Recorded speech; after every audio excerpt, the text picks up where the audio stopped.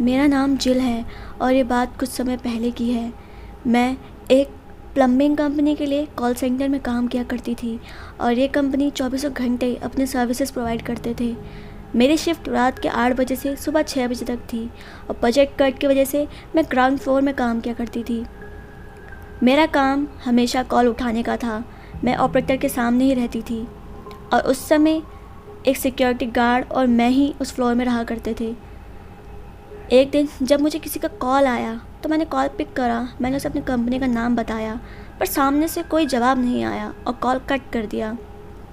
मैंने सोचा कि मुझे अब बुक पढ़नी चाहिए, तो जैसे ही मैं अपनी बुक रीड करने लगी दोबारा मुझे कोई कॉल आया और जैसे ही मैंने कॉल उठा के अपनी कंपनी का नाम बताया तो उसने मुझे कहा कि क्या तुम जिल बोल रही हो। जैसे ही मैंने हाँ कहा उसने कॉल कट कर दिया। मुझे समझ नहीं आ रहा था कि ये क्या चल रहा है और दोबारा उसी नंबर से किसी का कॉल आया और उसने दोबारा यही बात पूछी कि तुम्हारा नाम क्या है। मैंने फ़ोन कट करा तो उसने दोबारा मुझे कॉल करा और इस बार उसने कहा कि मैं तुम्हें हर्ट नहीं करूँगा, तुम सिर्फ मुझसे बातें करो। मैंने उसका जल्दी से नंबर नोट करा और कॉल काट दिया। अब जब दोबारा इसी नंबर से मुझे कॉल आया तो मैंने कॉल दोबारा कट कर दिया और बार बार लगातार उसी नंबर से मुझे कॉल आने लगे। पर इस बार मुझे दूसरे नंबर से कॉल आया और जब मैंने कॉल उठाया तो वो उसी आदमी का कॉल था और मुझे वो यही कह रहा था कि तुम फ़ोन मत काटो, मैं तुम्हारे साथ कुछ नहीं करूँगा। मैं बहुत ज़्यादा डर गई थी। मैंने जब नोटिस किया मुझे पता चला उसने एक दिन में 200 बार मुझे कॉल किया था। जब मैंने बॉस को अपनी ये बात बताई तो मेरे बॉस ने मुझे कुछ नहीं कहा। उसने कहा कि ये बस छोटा सा प्रैंक होगा। और जब मैंने अपने कोवर्कर्स को ये सब बताया तो उन्हें भी ये काफ़ी अजीब लगा।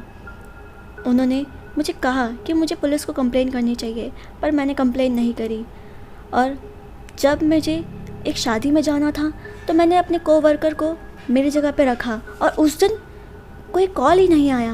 और ये बात जब मेरे कोवर्कर ने मुझे बताई तो उन्होंने कहा कि तुम्हें कंप्लेन करनी ही चाहिए, पर मैंने कंप्लेन नहीं करी। और जब एक दिन जब मैं घर को जा रही थी तो मैं बहुत ज़्यादा डरी हुई थी क्योंकि उस आदमी को मेरा पूरा स्केड्यूल पता था। वो कोई जान पहचान का ही था जो मुझे आसानी से देख सकता था। मैं अपने साथ एक पेपर स्प्रे और एक कटर रखती थी। इन सब से आपको पता चल सकता है कि मैं कितनी ज़्यादा डरी हुई थी। एक दिन ऑफिस के अंदर जाने से पहले मैं बिल्डिंग के बाहर स्मोक कर रही थी और तभी मैंने देखा कि मेरे सामने से सिक्योरिटी गार्ड आ रहा है। उसको देख के मैंने हाय कहा और उसने भी मुझे हेलो कहा।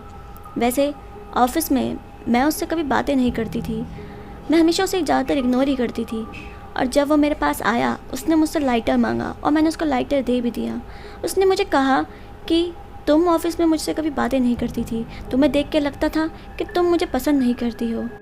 उसकी बातें सुनकर ऐसा लग रहा था कि जैसे वो मुझसे कंप्लेन कर रहा हो। उसने मुझे बताया कि उसे जॉब से निकाल दिया गया है और तभी वो एकदम से मेरे पास आके कहने लगा कि मैं तुम्हें हर्ट नहीं करूँगा। ये सुन के मुझे अपने कॉल की याद आ गई। ये आवाज़ बिल्कुल सेम थी। मैं जब ऑफ़िस के अंदर गई मैंने अपने कोवर्कर्स को ये सब बताया तो उन्होंने मुझे कहा कि उसे अब ऑफ़िस से निकाल दिया गया है क्योंकि उसने पहले भी काफ़ी लेडीज़ के साथ ऐसा कुछ किया है। काफ़ी कंप्लेंट्स आने के बाद ये एक्शन उसके लिए लिया गया।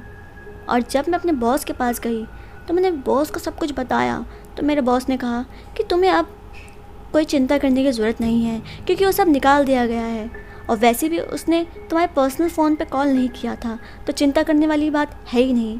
वैसे भी ये कुछ डरावना था ही नहीं। और ना जाने क्यों मेरे बॉस को ये सब क्यूट लग रहा था। मैं गुस्से में वहाँ से जब बाहर गई तो मुझे ध्यान आया कि मेरी कंपनी की सारी कॉल्स रिकॉर्ड होती हैं।